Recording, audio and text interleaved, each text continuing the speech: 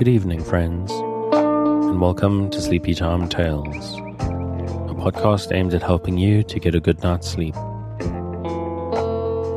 Do you find your mind troubled with the stresses of modern life, especially when the lights are out and you're trying to get a restful night? Does your spinning mind keep you awake? Follow my voice down the path towards a good night's rest. Listen to me tell a story that will keep your mind from wandering to your daytime problems, the ones you can't solve right now and will be easier to solve well rested. Listen to my voice and allow yourself to drift, following the twists and turns of the story, but slowly letting go and drifting into sleep. Let my voice wash over you at a comfortable volume and allow yourself to be distracted from the stresses and worries that play on your mind. Whether you need help falling asleep or going back to sleep in the middle of the night, you can trust me to keep you company and help you to wake up tomorrow in a rested state. You may need to try out Sleepy Time Tales for a few nights to get used to the slightly strange idea, but I believe it will be well worth your while. I'm here to work with you, to create a safe space, a cocoon in which you can curl up and allow nature to take its course. So settle down, relax, and allow yourself to get lost in my telling of tonight's story. Before we get to tonight's reading, I'd like to ask for a few minutes of your time. Sleepy Time Tales is a listener-supported podcast. I can only keep it going, I can only pay for the services and tools I use, and justify my time on it, thanks to the generosity of listeners like you. If you're finding Sleepy Time Tales useful, if it helps you to get a restful night and you would like to keep it going out to thousands of insomniacs just like you, and you have the means to help me keep it going out, please consider supporting it on the Patreon at patreon.com/sleepytimetales. This is a monthly support that not only helps me keep the lights on, but can also get you bonuses based on your contribution level. So go along there, take a look up and sign up if you're interested. And if monthly seems a big ask, you can make once-off tips to the tip jar on the website. But also, if you'd like to help out without any financial burdens, you can help by just spreading the word. Whether in person or on social media, if you think people will benefit from listening to Sleepy Time Tales, just let them know. And that's enough of that. Let's get to Little Women. It's been a while, but we return this week to Little Women by Louisa May Alcott. And we pick up where Laurie and Meg have had a bit of an argument over how he behaves at his tutor. Ashamed of his momentary pique, Laurie squeezed the kind little hand and said frankly, "I'm the one to be forgiven. I'm cross and have been out of all sorts all day. I like to have you tell me my faults and be sisterly, so don't mind if I'm grumpy sometimes. I thank you all the same." Bent on showing that he was not offended, he made himself as agreeable as possible, wound cotton for Meg, recited poetry to please Joe, shook down cones for Beth, and helped Amy with her ferns, proving himself a fit person to belong to the busy bee society. In the midst of an animated discussion on the domestic habits of turtles, one of these amiable creatures had strolled up from the river.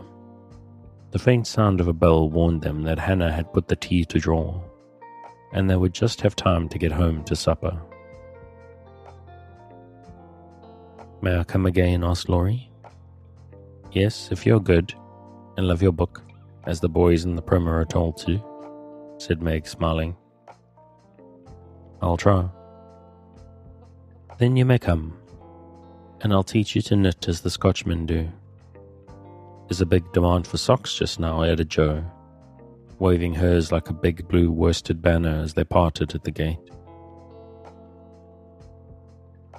That night when Beth played to Mr. Lawrence in the twilight, Laurie, standing in the shadow of the curtain, listened to the little David, whose simple music always quietened his moody spirit, and watched the old man who sat with his grey head on his hand, thinking tender thoughts of the dead child he had loved so much.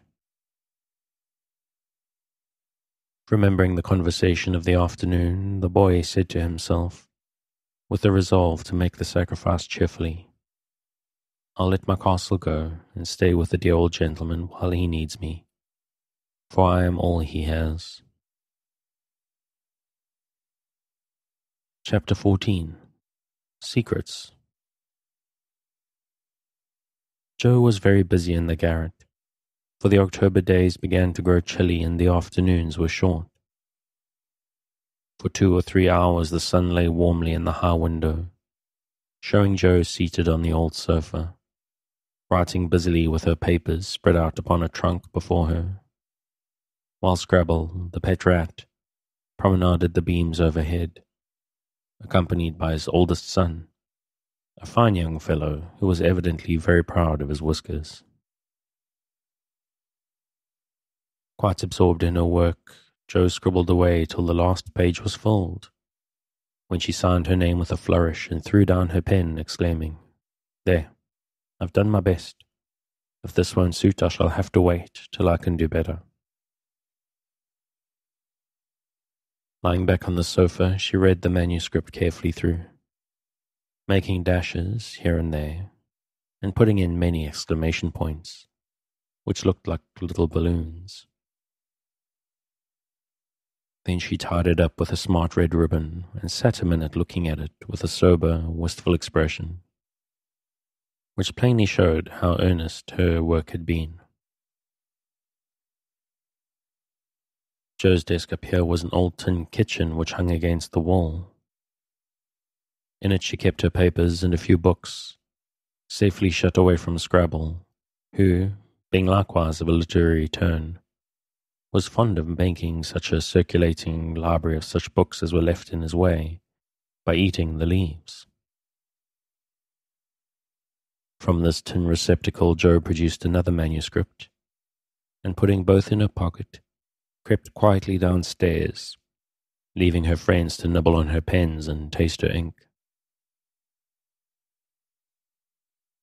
She put on her hat and jacket as noiselessly as possible, and going to the back entry window, got out upon the roof of a low porch, swung herself down to the grassy bank and took a roundabout way to the road.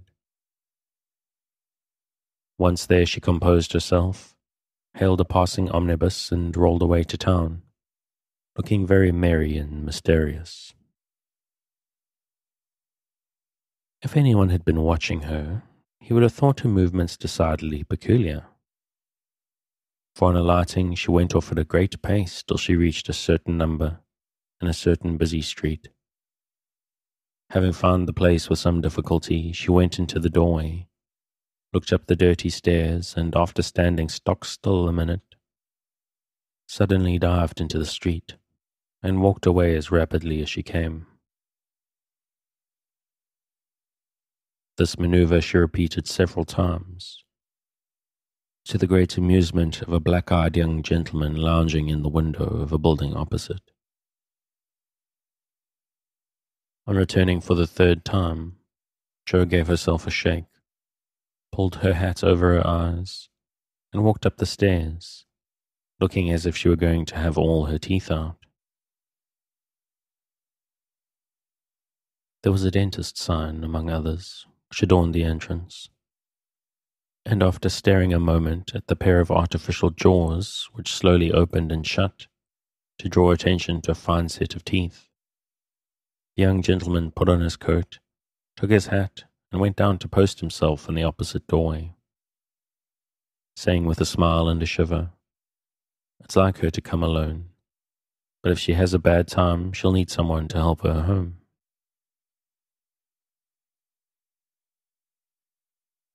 In 10 minutes, Jo came running downstairs with a very red face and the general appearance of a person who had just passed through a trying ordeal of some sort. When she saw the young gentleman, she looked anything but pleased, and passed him with a nod. But he followed, asking with an air of sympathy, "Did you have a bad time?" "Not very." "You got through quickly." "Yes, thank goodness." Why did you go alone? Didn't want anyone to know. You're the oddest fellow I ever saw. How many did you have out? Jo looked at her friend as if she did not understand him, then began to laugh as if mightily amused at something. There are 2 which I want to have come out, but I must wait a week. What are you laughing at? You're up to some mischief, Jo, said Laurie, looking mystified. So are you. What were you doing, sir, up in that billiard saloon? Begging your pardon, ma'am, it wasn't a billiard saloon, but a gymnasium, and I was taking a lesson in fencing. I'm glad of that. Why? You can teach me. And then when we play Hamlet, you can be Laertes, and we can make a fine thing of the fencing scene. Laurie burst out with a hearty boy's laugh, which made several passers-by smile in spite of themselves. I'll teach you whether we play Hamlet or not.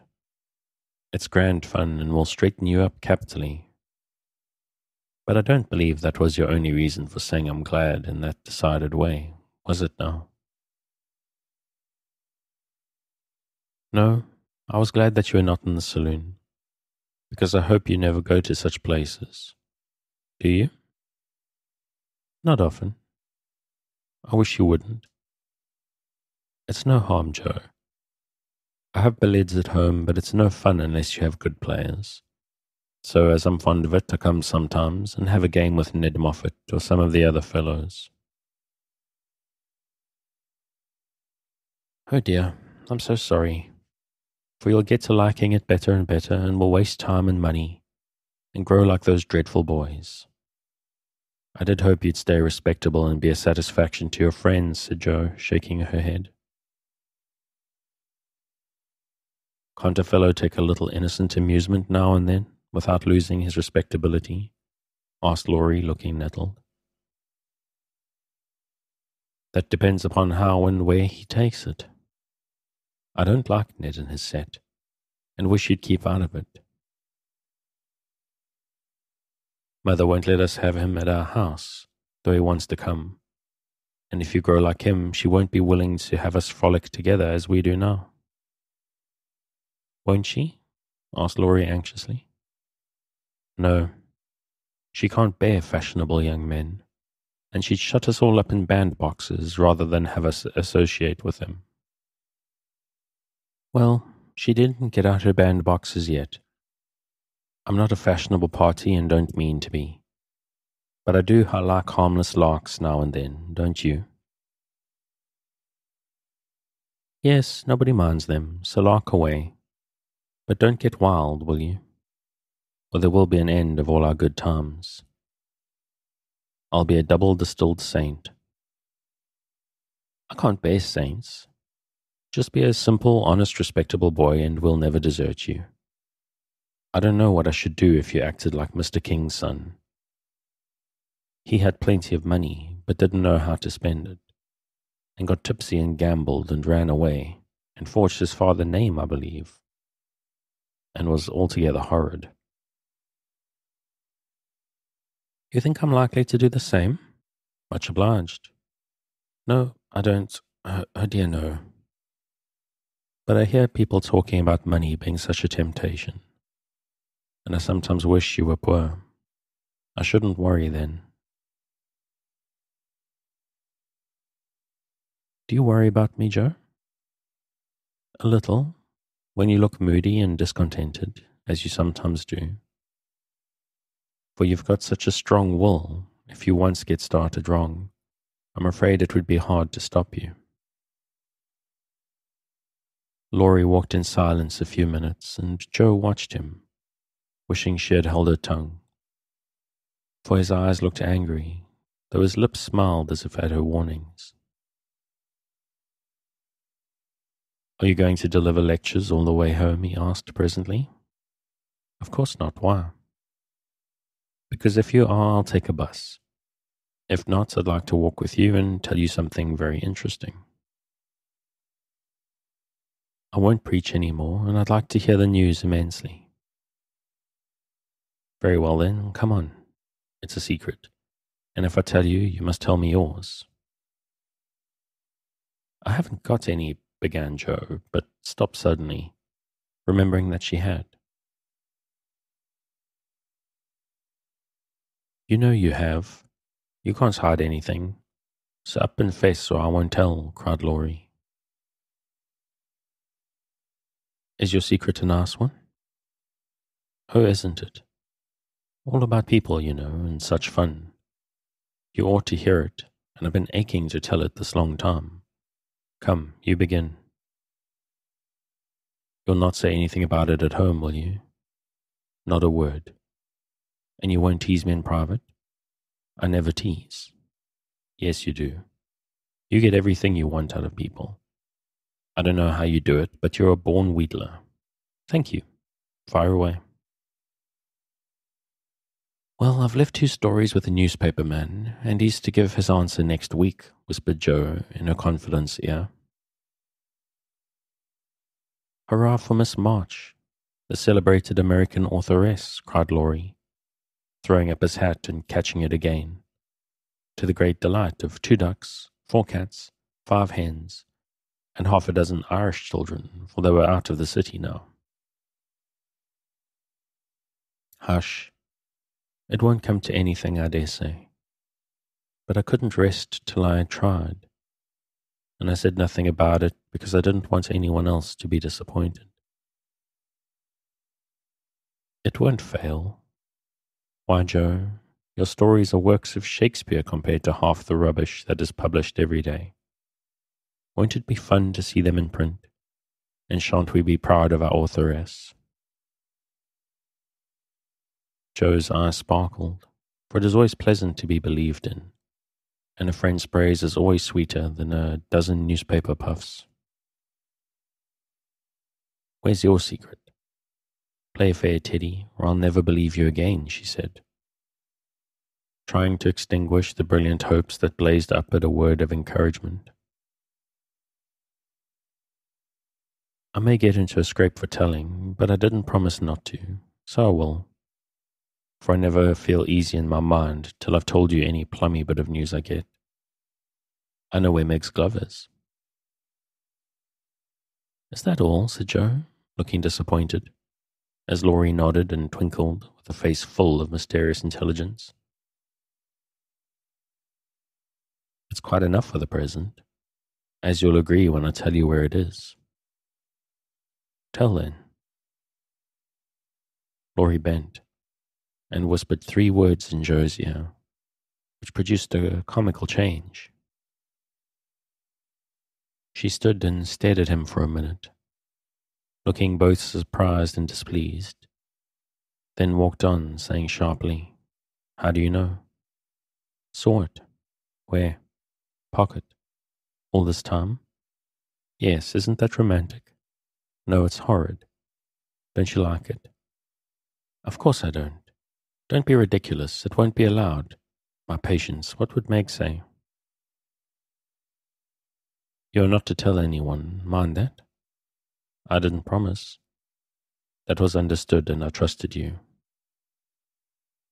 Well, I won't for the present anyway. But I'm disgusted and wish you hadn't told me. I thought you'd be pleased. At the idea of anybody coming to take Meg away? No, thank you. You'll feel better about it when somebody comes to take you away. I'd like to see anyone try it, cried Joe fiercely. So should I, and Laurie chuckled at the idea. I don't think secrets agree with me. I feel rumpled up in my mind since you told me that, said Joe rather ungratefully. Race down this hill with me and you'll be all right, suggested Laurie. No one was in sight. The smooth road sloped invitingly before her, and finding the temptation irresistible, Joe darted away, soon leaving hat and comb behind her, and scattering hairpins as she ran. Laurie reached the goal first, and was quite satisfied with the success of his treatment. For as Atlanta came panting up with flying hair, bright eyes, ruddy cheeks, and no signs of dissatisfaction in her face. I wish I was a horse, then I could run for miles in this splendid air and not lose my breath. It was capital, but see what a guy it's made me. Go pick up my things like a cherub as you are, said Joe, dropping down under a maple tree which was carpeting the bank with crimson leaves. Laurie leisurely departed to recover the lost property, and Joe bundled up her braids, hoping no one would pass by till she was tidy again. But someone did pass, and who should it be but Meg, looking particularly ladylike in her state and festival suit, for she had been making calls.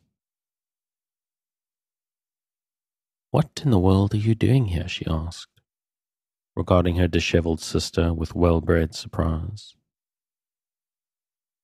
"Getting leaves," meekly answered Joe, sorting the rosy handful she had just swept up. "And hairpins," added Laurie, throwing half a dozen into Joe's lap. "They grow on this road, Meg. So do combs and brown straw hats." "You have been running, Joe. How could you? When will you stop such romping ways?" said Meg reprovingly as she settled her cuffs and smoothed her hair, with which the wind had taken liberties. "Never till I'm stiff and old and have to use a crutch. Don't try to make me grow up before my time, Meg. It's hard enough to have you change all of a sudden. Let me be a little girl as long as I can." As she spoke, Joe bent over the leaves to hide the trembling of her lips, for lately she had felt that Margaret was fast getting to be a woman, and Laurie's secret made her dread the separation which must surely come sometime, and now seemed very near. He saw the trouble in her face and drew Meg's attention from it by asking quickly, "Where have you been calling, all so fine?" "At the gardener's, and Sally has been telling me all about Belle Moffat's wedding. It was very splendid, and they have gone to spend the winter in Paris. Just think how delightful that must be." "Do you envy her, Meg?" said Laurie. "I'm afraid I do." "I'm glad of it," muttered Joe, tying on her hat with a jerk. "Why?" asked Meg, looking surprised. "Because if you care much about riches, you will never go and marry a poor man," said Joe, frowning at Laurie, who was mutely warning her to mind what she said. "I shall never go and marry anyone," observed Meg, walking on great dignity, while the others followed, laughing, whispering, skipping stones, and behaving like children, as Meg said to herself, though she might have been tempted to join them if she had not had her best dress on.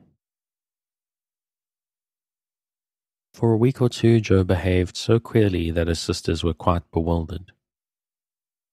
She rushed to the door when the postman rang, was rude to Mr. Brooke whenever they met, would sit looking at Meg with a woe-begone face, occasionally jumping up to shake and then kiss her in a very mysterious manner. Laurie and she were always making signs to one another and talking about spread eagles, till the girls declared they had both lost their wits. On the second Saturday after Joe got out of the window, Meg, as she sat sewing at her window, was scandalized by the sight of Laurie chasing Joe all over the garden, and finally capturing her in Amy's bower. What went on there Meg could not see, but shrieks of laughter were heard, followed by the murmur of voices and a great flapping of newspapers. "What shall we do with that girl? She never will behave like a young lady," sighed Meg, as she watched the race with a disapproving face. "I hope she won't. She is so funny and dear as she is," said Beth, who had never betrayed that she was a little hurt at Joe's having secrets with anyone but her. "It's very trying, but we can never make her comme il le faut," added Amy, who sat making some new frills for herself, with her curls tied up in a very becoming way. Two agreeable things that made her feel unusually elegant and ladylike. In a few minutes, Jo bounced in, laid herself on the sofa, and affected to read. "Have you anything interesting there?" asked Meg with condescension. "Nothing but a story. Won't amount to much, I guess," returned Jo, carefully keeping the name of the paper out of sight. "You'd better read it aloud. That will amuse us and keep you out of mischief," said Amy in her most grown-up tone. "What's the name?" asked Beth, wondering why Jo kept her face behind the sheets. "The Rival Painters." "That sounds well. Read it," said Meg. With a loud hem and a long breath, Jo began to read very fast. The girls listened with interest, for the tale was romantic and somewhat pathetic, as most of the characters died in the end. "I like that about the splendid picture," was Amy's approving remark as Jo paused. "I prefer the loving part. Viola and Angelo are two of our favorite names. Isn't that queer?" said Meg, wiping her eyes, for the loving part was tragical. "Who wrote it?" asked Beth, who had caught a glimpse of Jo's face. The reader suddenly sat up, cast away the paper, displaying a flushed countenance, and with a funny mixture of solemnity and excitement, replied with a loud voice, "Your sister." "You?" cried Meg, dropping her work. "It's very good," said Amy critically. I knew it. My Jo, I'm so proud." And Beth ran to hug her sister and exult over this splendid success. Dear me, how delighted they all were, to be sure. How Meg won't believe it till she saw the words Miss Josephine March actually printed in the paper. How graciously Amy criticized the artistic parts of the story and offered hints for a sequel, which unfortunately couldn't be carried out, as the hero and heroine were dead. How Beth got excited and skipped and sang with joy. How Hannah came in to exclaim, "Sakes alive, well I never," in great astonishment at that Jo's doings. How proud Mrs. March was when she knew it. How Jo laughed, with tears in her eyes, as she declared she might as well be a peacock and done with it. And how the spread eagle might be said to flap his wings triumphantly over the house of March, as the paper passed from hand to hand. "Tell us about it. When did it come? How much did you get for it? What will father say?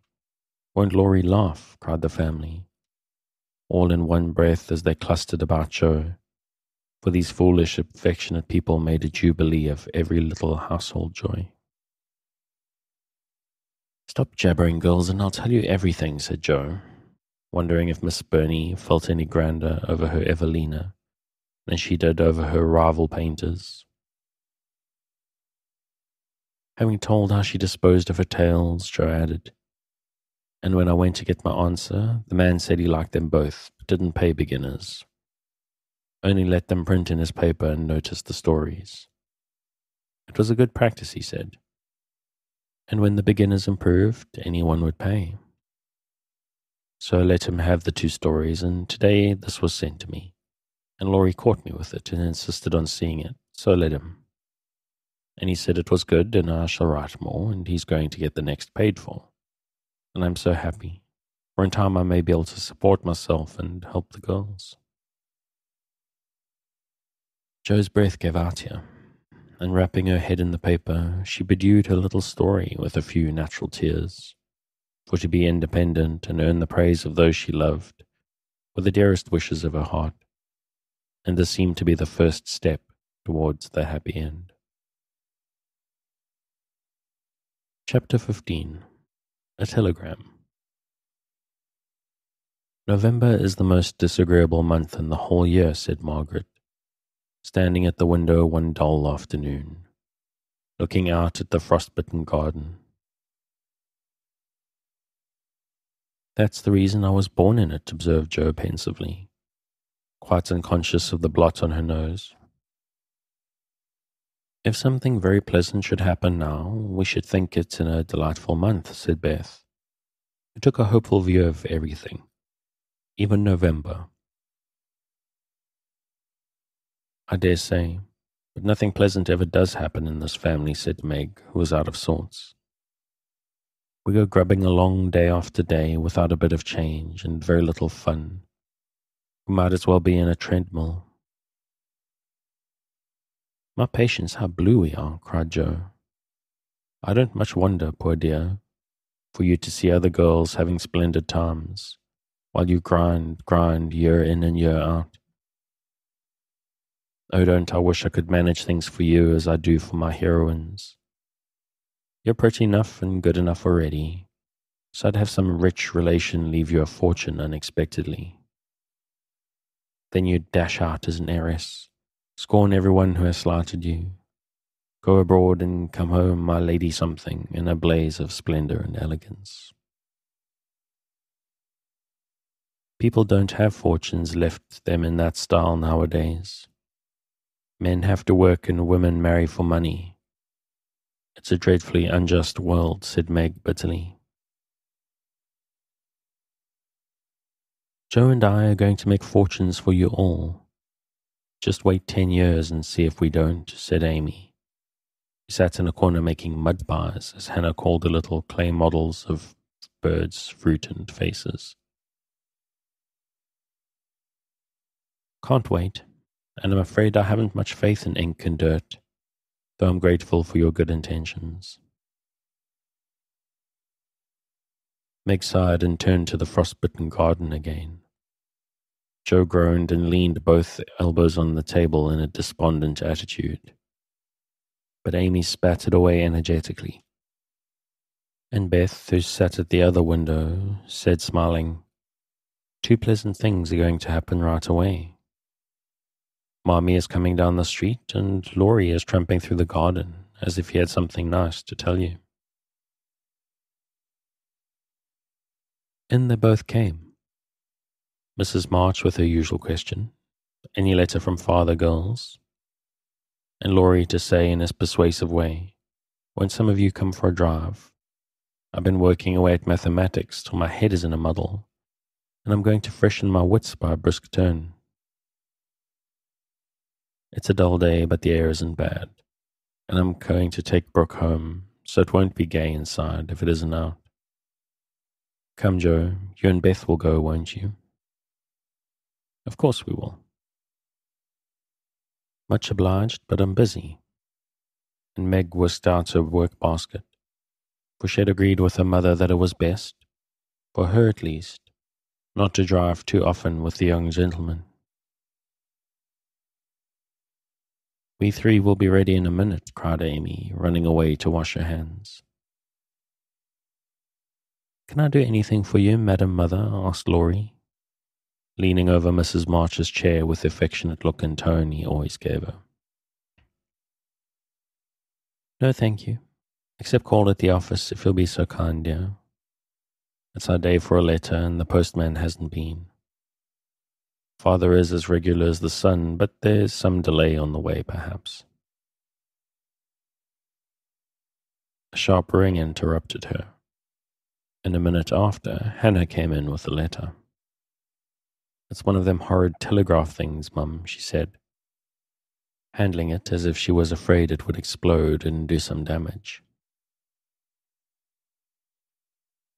At the word telegraph, Mrs. March snatched it, read the 2 lines it contained, and dropped back into her chair as white as if the little paper had sent a bullet to her heart. Laurie dashed downstairs for water, while Meg and Hannah supported her, and Jo read aloud in a frightened voice. "Mrs. March, your husband is very ill. Come at once.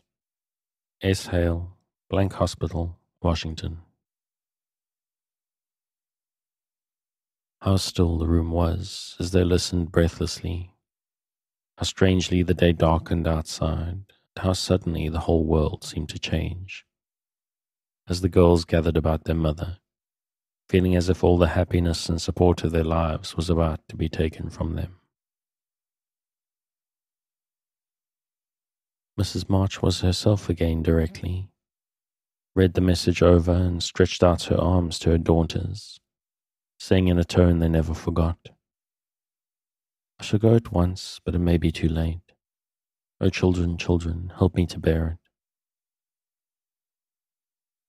For several minutes there was nothing but the sound of sobbing in the room, mingled with broken words of comfort, tender assurances of help, and hopeful whispers that died away in tears.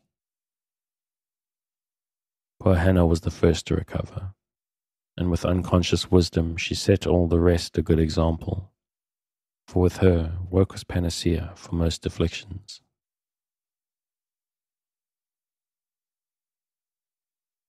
"The Lord keep the dear man. I won't waste no time a-crying, but get your things ready right away, Mum," she said heartily, as she wiped her face on her apron, gave her mistress a warm shake of the hand with her own hard one, and went away to work like 3 women in one. "She's right. There's no time for tears now. Be calm, girls, and let me think." They tried to be calm, poor things, as their mother sat up, looking pale but steady, and put away her grief to think and plan for them. "Where's Laurie?" she asked presently, when she had collected her thoughts and decided on the first duties to be done. "Here, ma'am. Oh, let me do something," cried the boy, hurrying from the next room whither he had withdrawn, feeling that their first sorrow was too sacred for even his friendly eyes to see. "Send a telegram saying I will come at once. The next train goes early in the morning. I'll take that." "What else? The horses are ready. I can go anywhere, do anything," he said, looking ready to fly to the ends of the earth. "Leave a note at Aunt March's. Joe, give me that pen and paper."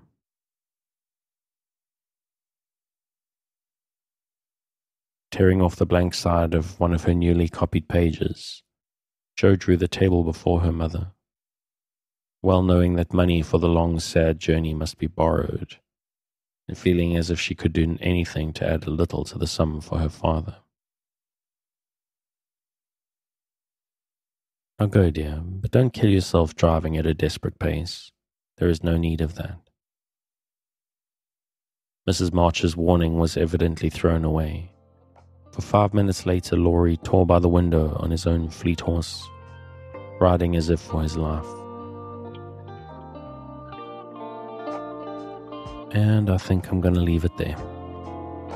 As always, if you want to pick up where I'm leaving off, you can get the original on Project Gutenberg at the link in the show notes.